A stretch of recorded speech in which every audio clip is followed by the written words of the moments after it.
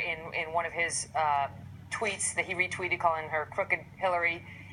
Do you see this as anti-Catholic bigotry by the Hillary camp? Well, I see it as Catholics discussing what they consider to be a reformation in their church. And by the way, Pew just came out with a poll a few weeks ago saying exactly the same thing, that the attitudes of American Catholics, this is not a value judgment by me. I'm not Catholic. I certainly have no right to judge anybody in that sense. But what the majority of Catholics in this country feel seems to be very similar to what they're talking about, and seems to be very dissimilar from what the Vatican is saying. I'll give you an example. 89% of American Catholics think that contraception is morally acceptable. 65% think employers shouldn't opt out of the law based on religious objection. You have 64 thinking homosexual behavior is not morally wrong. So if you look at those statistics, and you look at the fact that the majority of American Catholics seem to agree with what Jen Palmieri and John Podesta seem to be saying in those emails. You're being very charitable in your description of the emails, which are very pejorative in their tone.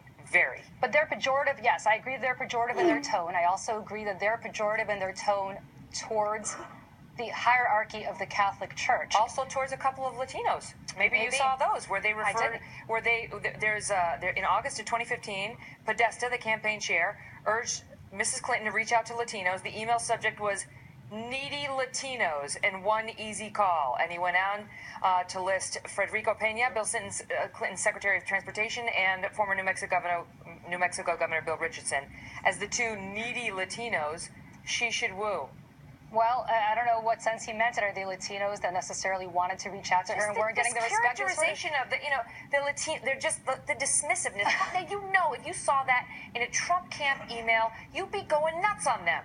Megan, I have to say this. On Latinos, I agree with you. On the Catholic thing, it's a little different. And the reason I took such offense at the Star of David tweet is because that's my faith. That's what I believe, and that's what I know. Yeah, but you gotta look out for all of it. I mean, if you defend one person of one religious belief and the attack on it, then you should be charitable toward all of them. I am charitable, as I said, towards the fact that this seems to me from polling, and again, not my personal view, but it seems to me from polling, the vast majority of American Catholics seem to agree with their view on where Catholicism should be. You know what, but I'm Catholic. I've lived as a Catholic my whole life, but I haven't heard my fellow Catholics speak so snidely about our faith, other than in this email. Are they speaking snidely? They talk about it in a way that's hopeful, that's maybe somewhat regretful, but not with disdain about our church and our beliefs. I don't know that was seen as disdain, whether it was seen as a revolutionary. They were mocking Rupert Murdoch for having the nerve to baptize his children Catholic. That's different. They were mocking Rupert Murdoch, and that's, as you and I both would agree, that's not acceptable. What they're not mocking, I believe,